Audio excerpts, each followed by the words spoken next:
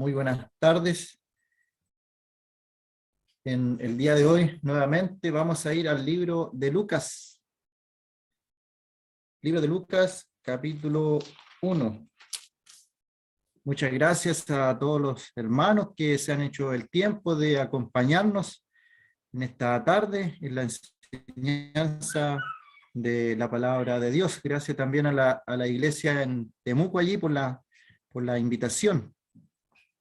El capítulo 1 de Lucas hemos visto varias características acerca de lo que el ángel le dice a María respecto a nuestro Señor. Hemos ido viendo al Señor en su nombre, el nombre de Jesús y todo lo que ello significa. Hemos visto cómo el Señor es grande también, cómo será llamado Hijo del Altísimo, y vimos todo lo que eso significa. Y también por qué aparece la frase el trono de David, su padre, qué significa que sea David su padre, y la casa de Jacob, el pueblo de Israel, donde él va a reinar para siempre, como dice el versículo 33. Vamos a leer entonces Lucas 1, versículo 28. Entrando el ángel en donde ella estaba, donde estaba María, dijo: salve, muy favorecida, el Señor es contigo, bendita tú entre las mujeres. Mas ella, cuando le vio, se turbó por sus palabras y pensaba qué salutación sería esta. Entonces el ángel le dijo: María, no temas, porque has hallado gracia delante de Dios. Y ahora concebirás en tu vientre y darás a luz un hijo y llamarás su nombre Jesús.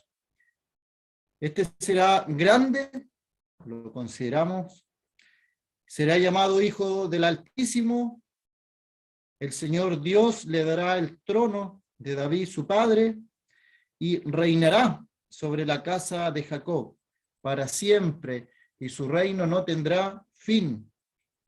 Entonces María dijo al ángel: ¿cómo será esto? La pregunta de María al ángel: ¿cómo será esto?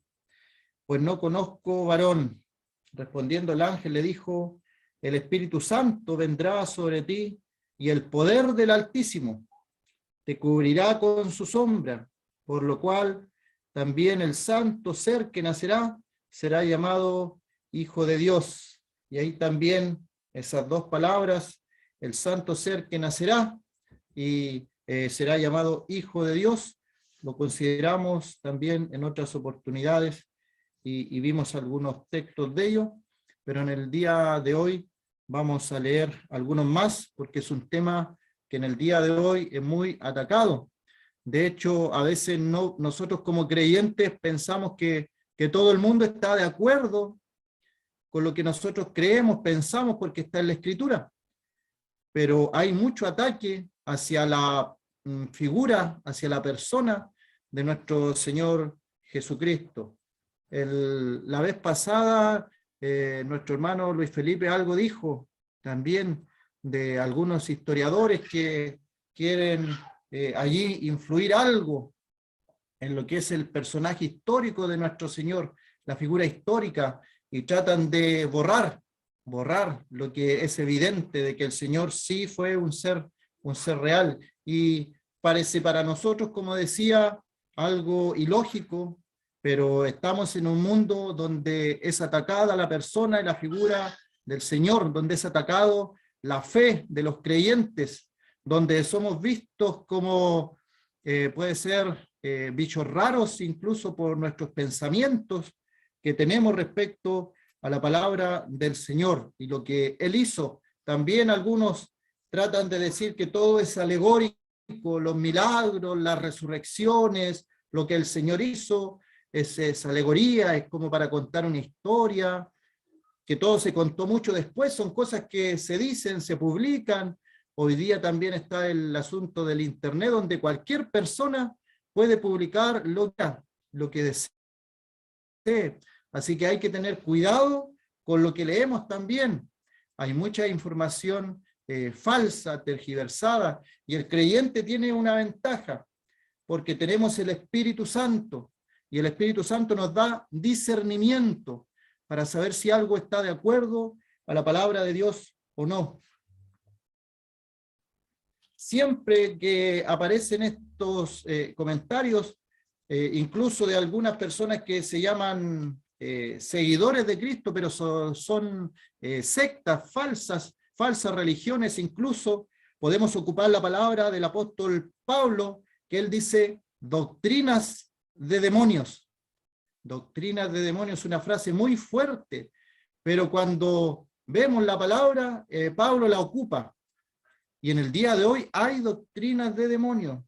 Por mencionar algunas, que el Señor fue un ser creado, que el Señor fue un ser creado, es una doctrina de demonios, errada totalmente, que el Padre es superior al Hijo.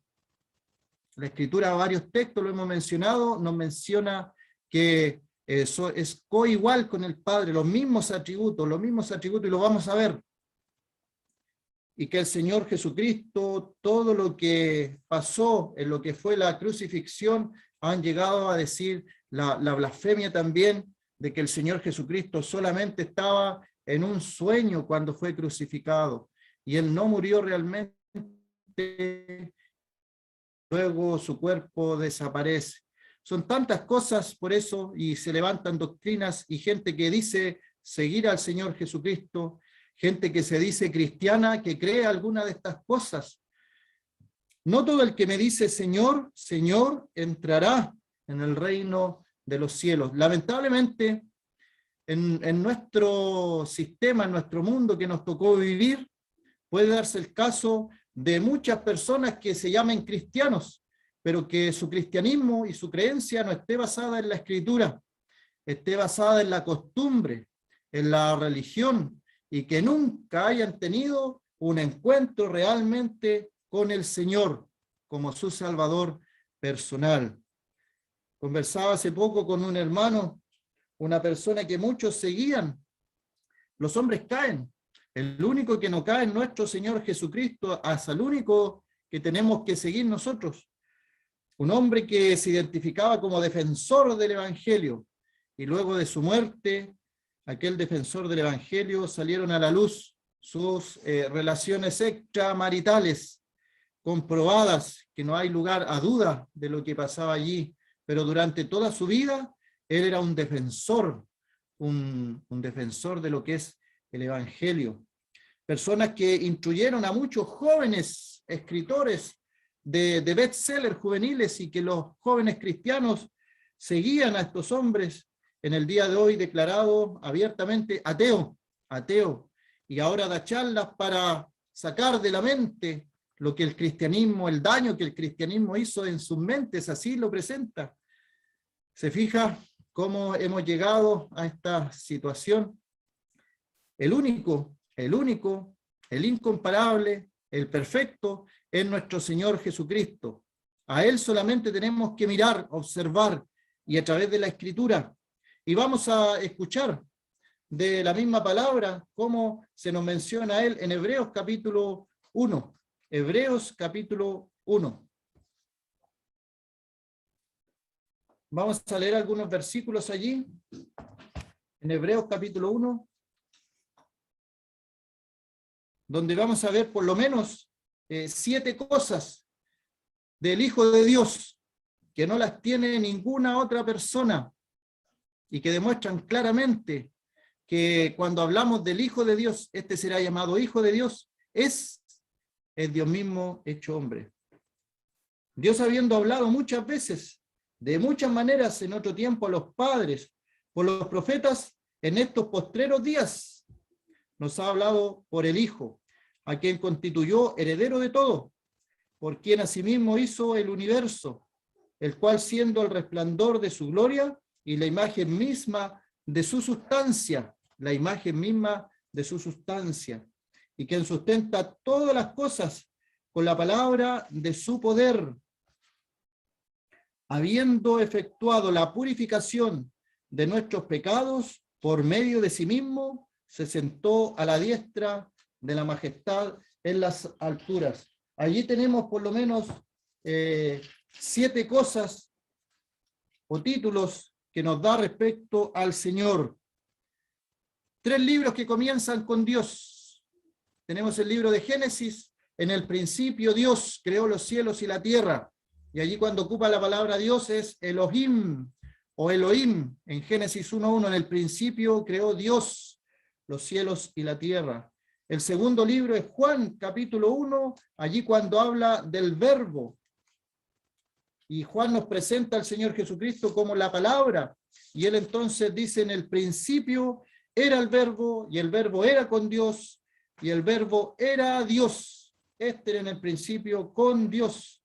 Todas las cosas por él fueron hechas, y sin él nada de lo que ha sido hecho fue hecho. En él estaba la vida, y la vida era la luz de los hombres. Atributos divinos para referirse a la persona del Señor. En Juan allí aparece la palabra verbo. En otras traducciones se lee como la palabra. En el principio era la palabra. Y en el original es la palabra, la pequeña palabra logos. Logos. Esta palabrita es importante. El verbo, la palabra en acción. Así que Génesis habla en el primer versículo de Dios. Juan, capítulo 1, versículo 1, habla de Dios. Y Hebreos, que de autor, sabemos el autor espiritual, que es el Espíritu Santo. Cualquiera haya sido el escritor, dice que el Espíritu Santo fue el que inspiró. Los santos hombres de Dios fueron inspirados por el Espíritu Santo para escribir sin margen de error la palabra de Dios. Así que Dios, habiendo hablado muchas veces y de muchas maneras en otro tiempo a los padres por los profetas, habló a través de ángeles, de profetas, de videntes, también se menciona, pero en estos postreros días, que somos nosotros, nos ha hablado por el Hijo. Y este Hijo llega en un momento determinado de la historia a Israel, a Belén, y a través de María, la cual hemos considerado también, a quien constituyó heredero de todo. Dios constituye heredero de todo a este hijo especial, a este unigénito hijo, unigénito del Padre, lleno de gracia y lleno de verdad, por quien asimismo hizo el universo. El Hijo es el centro de toda la creación, y también nos dice el apóstol Pablo a los colosenses.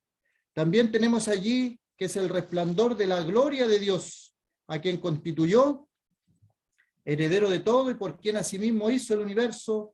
Es el resplandor de la gloria, de la Shekinah de la antigüedad de los judíos, cuando llenaba esta gloria el templo y los sacerdotes tenían que salir hacia afuera, porque la gloria de Jehová todo lo llenaba.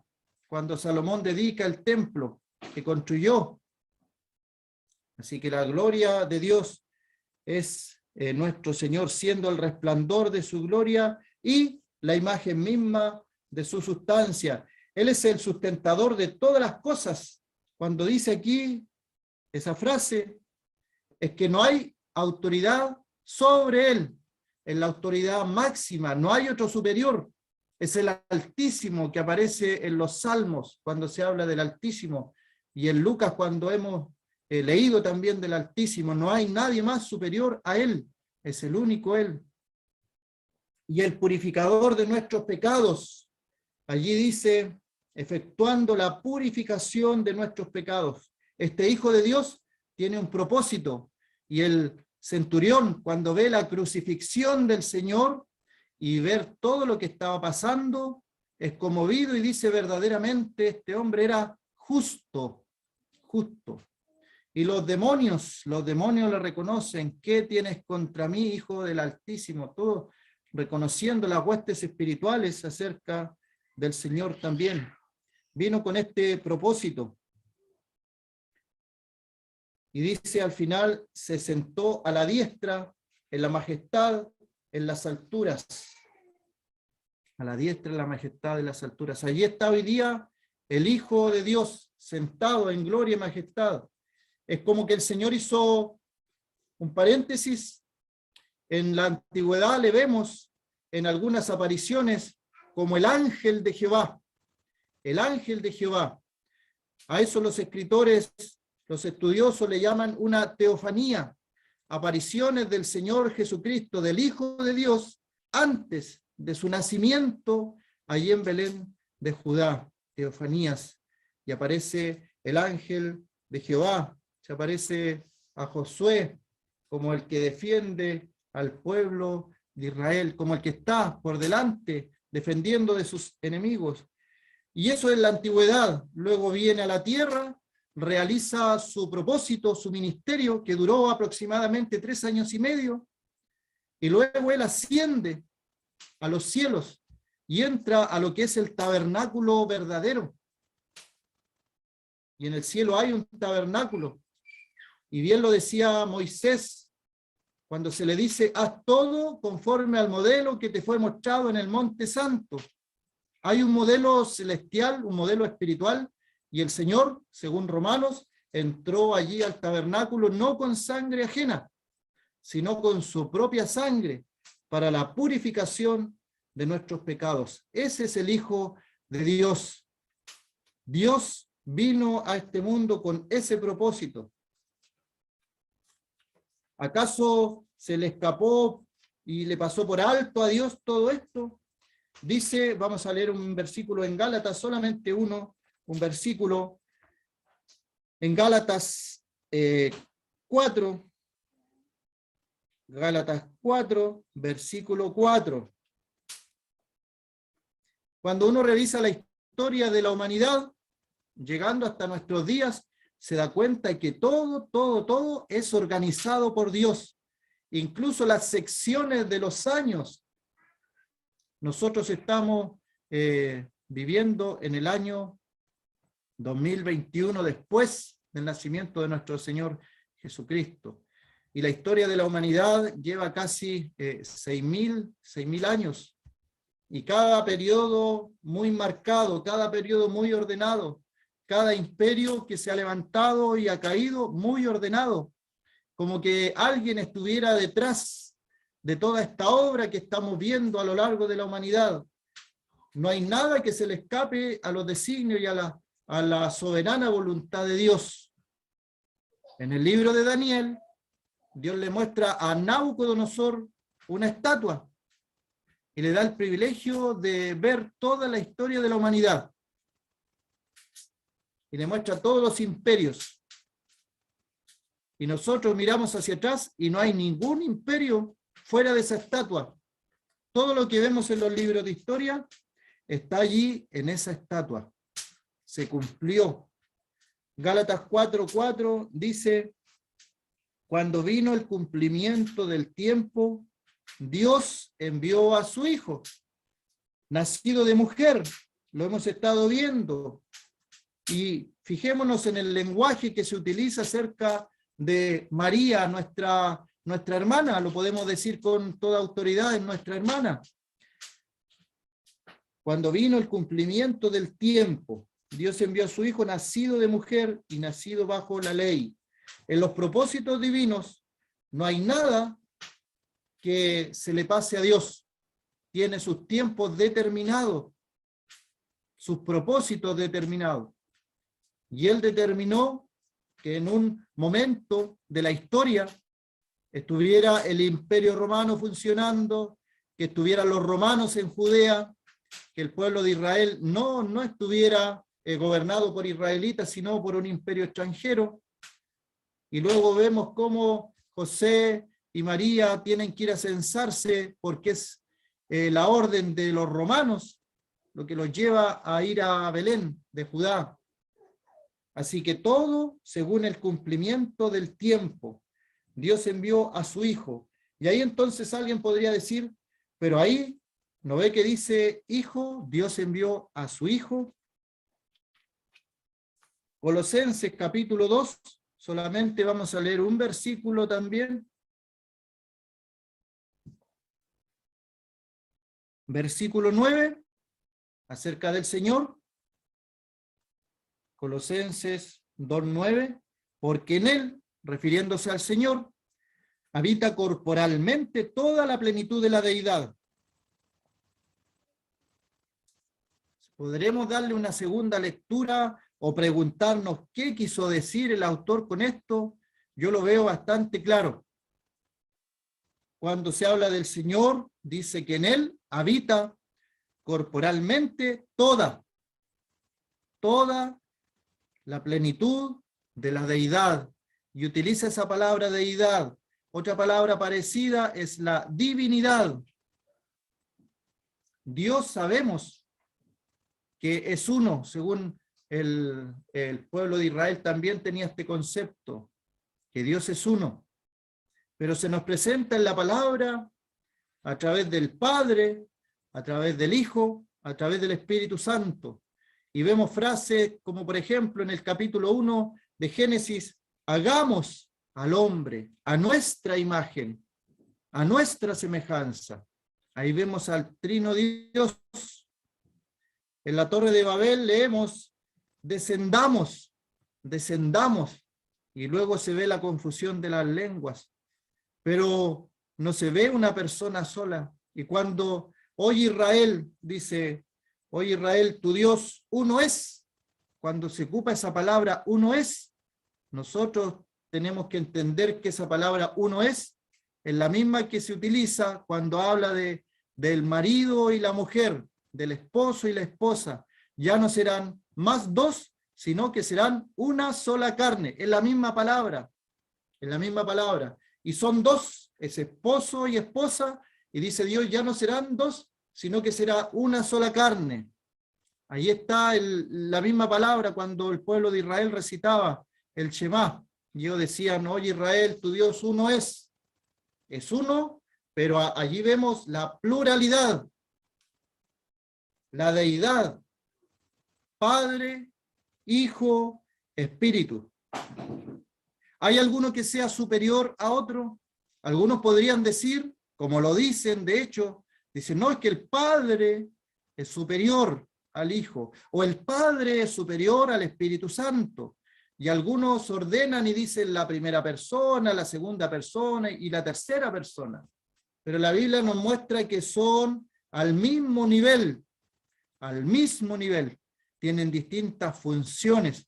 Pero en el asunto de la salvación, por ejemplo, vemos al Padre operando en la salvación, el Hijo cumpliendo una función tremenda en lo que es la salvación del hombre, y el Espíritu Santo también en el asunto de la salvación del hombre tiene una función diferente a la que tiene el Hijo, diferente a la que tiene el Padre, pero son iguales en poder, en gloria, en magnificencia, en Dios, en la deidad.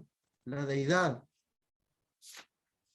Y ese es nuestro Señor cuando dice allí que será llamado Hijo del Altísimo, será llamado Hijo de Dios, es el Hijo de Dios, es Dios. Hecho hombre, lo hemos ido viendo con versículos. Ahora vamos a ir a un tercer versículo en Timoteo, primera de Timoteo 3:16, que lo hemos mencionado en otras ocasiones. Primera de Timoteo 3:16 dice, indiscutiblemente grande es el misterio de la piedad. Indiscutiblemente grande es el misterio de la piedad. ¿Y cuál es este misterio de la piedad? ¿Cuál es lo que estaba escondido a los ojos de las personas que Pablo trata de revelar, de mostrar, de explicar de alguna forma cuál es el misterio? El misterio de la piedad es que Dios con todos los atributos, con toda la grandeza, con toda la gloria desde la antigüedad, desde el origen, desde el principio, Dios fue, y lo dice en tiempo pasado porque está pensando en el Señor, está pensando en el nacimiento del Señor. Dios fue manifestado en carne. Este versículo también es muy claro y no hay que buscar la interpretación o que pueda decir otra cosa de la cual está diciendo. La Biblia dice lo que dice, lo que tiene que decir. No podía venir un ángel, no podía haber nacido un hombre perfecto, porque ya lo había hecho. Adán era un hombre perfecto y falló. Dios vino el mismo. Dios fue manifestado en carne. La palabra carne allí es cuerpo, es cuerpo. Diferente a la palabra que a veces dice que no andemos en la carne, o las obras de la carne. No es la misma palabrita. Aquí cuando leemos, podríamos leer, Dios fue manifestado en un cuerpo. Dios fue manifestado en un cuerpo.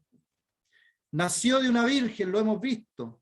Nació de María, pero era un santo ser. El santo ser que nacerá será llamado Hijo de Dios. Pero hemos visto que el ser Hijo de Dios no le quita ningún atributo divino. Es coigual con el Padre. Tiene los mismos atributos creacionales, de poder, de gloria. La magnificencia de Dios está también en el Señor Jesucristo. Dios fue manifestado en carne, justificado en el Espíritu, visto de los ángeles, predicado a los gentiles, creído en el mundo, recibido arriba en gloria. Y es como que el autor trata de hacer todo un recorrido resumido de la obra del Señor Jesucristo cuando estuvo aquí en la tierra. Con un propósito, cuando vino el cumplimiento del tiempo, Dios envió a su Hijo, nacido de mujer, nacido bajo la ley. No es casualidad, nada es casualidad en la historia. ¿Acaso nos asustan los tiempos que estamos viviendo? Está determinado por Dios. Y podemos leer allí en la carta de Pablo también qué será o cómo serán los postreros tiempos, aquí en el capítulo 4. Estamos viviendo los postreros tiempos. Pablo lo escribió en el siglo I. ¿Cuánto más nosotros? En los postreros tiempos, algunos apostatarán de la fe, escuchando espíritus engañadores y doctrinas de demonios, por la hipocresía de mentirosos que, teniendo cauterizadas las conciencias, prohibirán casarse, mandarán abstenerse de alimentos. Esas dos cosas suceden en el día de hoy. Las grandes religiones hacen esto, prohíben a las personas casarse y luego tienen que andar en la justicia por los abusos infantiles que se producen. Mandarán a abstenerse de alimentos. Y hay personas que dicen, sí, yo soy cristiano, pero cumplo mis mandamientos, no como esto, no como esto otro, me abstengo de esto porque la Biblia lo dice, pero al final en las doctrinas de su congregación, abstenerse de alimentos que Dios creó para que con acción de gracia participasen de ellos los creyentes y los que han conocido la verdad, porque todo lo que Dios creó es bueno y nada es de desecharse si se toma con acción de gracia. Ese es el mundo que estamos viviendo y la doctrina de la deidad de nuestro Señor Jesucristo está siendo atacada, incluso por personas que se dicen cristianas. Sí, yo soy cristiano, pero no creo tal cosa del Señor. No creo que los milagros hayan sido como se dice ahí en la Biblia, a lo mejor inventaron cosas. Hay personas que dicen que son cristianas y creen en la evolución del hombre. Personas que dicen, sí, somos cristianos, pero viven peor incluso que algunos mundanos, pero sí son cristianos porque en algún momento de su infancia fueron bautizados en alguna religión, o van 2 o 3 veces durante el año a algún lugar. Sí, soy cristiano, dice, pero los mandamientos del Señor no son gravosos para los cristianos. La figura del Señor permanece, aunque estén aquellos ataques. Volviendo a Lucas, hemos visto ya entonces este santo ser, apartado ser, el apartado, el que no tuvo contaminación. Y Pedro también nos dice, Pedro anduvo con el Señor por lo menos 3 años a 3 años y medio, para dejar un margen allí. Dice que no había engaño en su boca. Cuando le maldecía no respondía con maldición, sino que encomendaba la causa al que juzga justamente, quien llevó él mismo nuestros pecados en su cuerpo sobre el madero, el santo, el puro, sin mancha, apartado de los pecadores, hecho más sublime que los cielos. El Señor es único, no tiene comparación alguna. Pedro lo entendió claramente, porque la Biblia dice, no sabía lo que decía. Cuando él queda impactado con la aparición de dos hombres de la antigüedad, del Antiguo Testamento, Moisés y Elías. Y bueno, es para nosotros, le dice al Señor, que esté Moisés y Elías y hagamos 3 enramadas, no sabiendo lo que decía. Y viene la voz del cielo, este es mi hijo amado, a él oíd. No tenemos que escuchar otras voces, hermanos. Como decía, los hombres caen, los hombres pasan, el Señor permanece. Hay personas que se alejan de la congregación porque los líderes en los cuales ellos confiaban fallaron. Entonces se decepcionaron y se fueron, se alejaron, se apartaron. Pero si ponemos nuestra mirada en el Señor, solamente en Él, vamos a permanecer, vamos a estar siempre. El santo ser que nacerá será llamado Hijo de Dios. ¿Quién como el Señor? Y vemos aquí a una mujer, María, que la mencioné también. Cuando María tiene la oportunidad, ella dice, Juan, capítulo 2, versículo 4, bueno, el 3 dice, faltando el vino en la boda de Caná, de Galilea, faltando el vino, la madre de Jesús. Esa frase, la madre de Jesús, en ninguna parte de la Escritura se menciona que María sea la madre de Dios. Algunos dicen, bueno, es que Jesús es Dios y María fue madre de Jesús, entonces María es madre de Dios. Pero la Biblia no menciona eso. Gálatas 4:4 lo leímos, que dice, nacido de mujer, la menciona como mujer.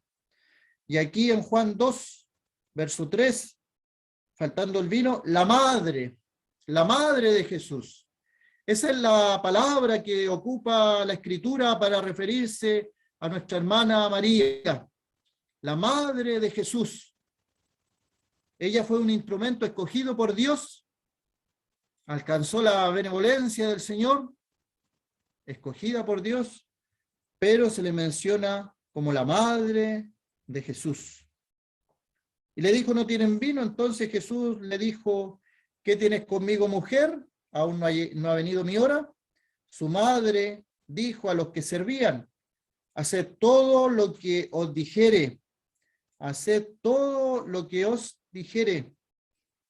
Podemos aprender de esta mujer, María. Cuando María escucha al ángel, dice, ¿cómo será esto? Pues no conozco varón. Para entender la pregunta bien, tenemos que entender a María. Tenemos que ponernos en sus zapatos o en sus sandalias, porque en ese tiempo no había. Pensemos, hermanos, pensemos. La ley decía, si una mujer es sorprendida en adulterio, había que apedrearla. Se iba a sacar públicamente y se le iba a apedrear. Por eso entendemos que José la dejó secretamente. No quería dañarla. Y tuvo que aparecerse un ángel a José para decirle que era de Dios todo eso que estaba pasando. Pero el riesgo de María, una jovencita que no estaba casada, que no conocía varón, que era virgen, que apareciera de la nada con un embarazo, era lapidación de inmediato. La hubieran sacado, le hubieran lanzado piedras hasta su muerte para dar ejemplo al resto de la población allí. Y podemos pensar también, como seres humanos sabemos que no somos muy buenos, que nuestra naturaleza es malvada, los vecinos, los allí, cuántas cosas nos habrán dicho de ella, una marca. Y los enemigos del Señor lo ocuparon también. En uno de los evangelios dicen en forma irónica, nosotros no somos hijos de fornicación. Había quedado eso. Tratan de ofender al Señor con esta frase. Bueno, María, quedémonos con las frases de María. Si hay alguna persona aquí que no conoce al Señor como su Salvador, nos dejan las palabras de María, que hagamos todo lo que el Señor diga, no lo que María diga. Algunos también dicen que es nuestra mediadora, y la Biblia dice, porque no hay otro mediador, es solamente Jesucristo, nuestro Señor, el único mediador entre Dios y los hombres, Jesucristo hombre. Así que esta mujer, ¿cómo será esto? ¿Cómo será esto? Era una mujer piadosa. Otro texto que nos demuestra eso, libro de los Hechos, el capítulo 1.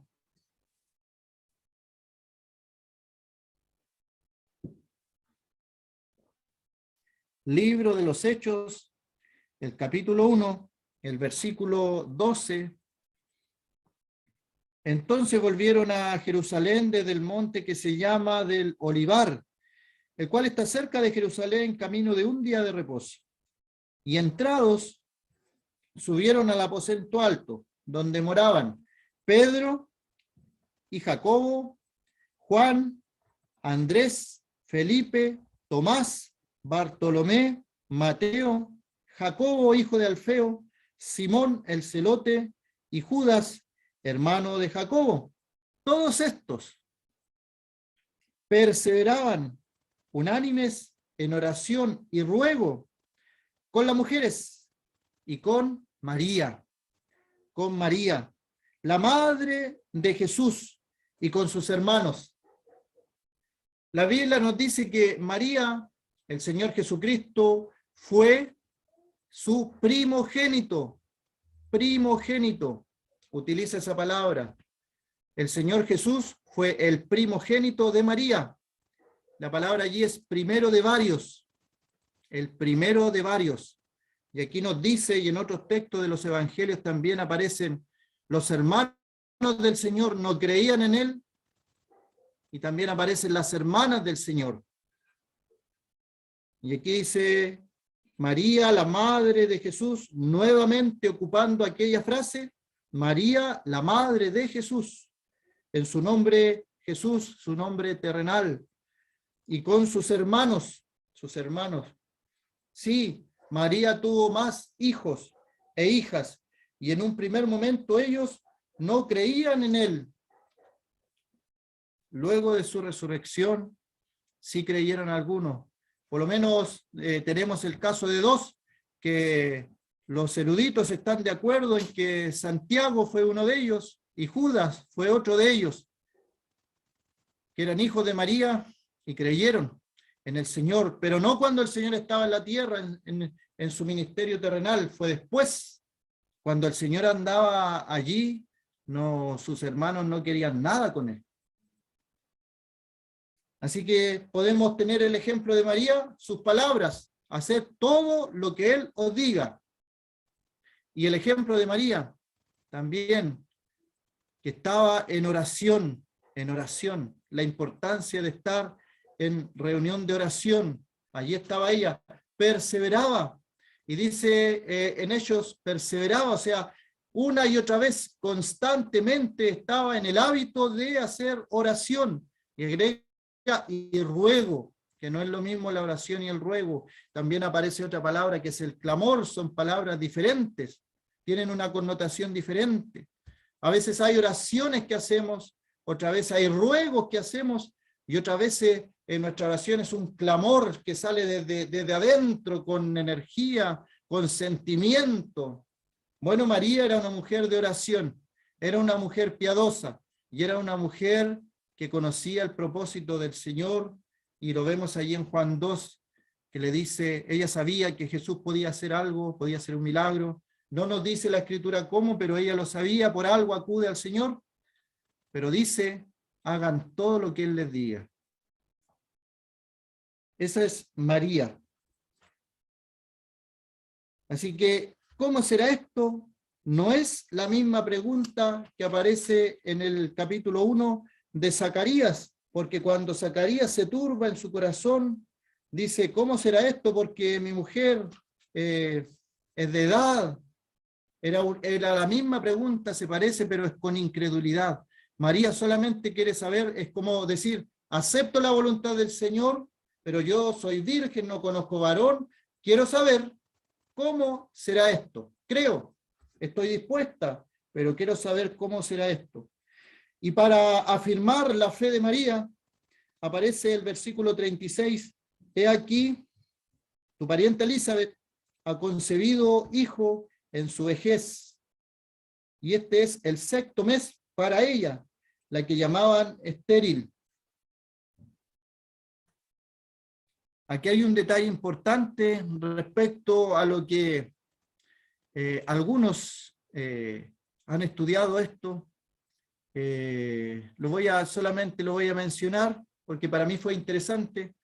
Cuando dice que el 6º mes para ella, Elizabeth concibió a Juan después que Zacarías terminó su turno, y algunos judíos, porque ellos son bien ordenados en las fechas, saben y entienden cuál fue la fecha que Zacarías tenía que hacer el turno, y en qué tiempo y en qué momento, y aproximadamente en qué mes Zacarías estaba sirviendo en el templo. Y terminó su turno, y luego de terminar su turno, fue concebido Juan.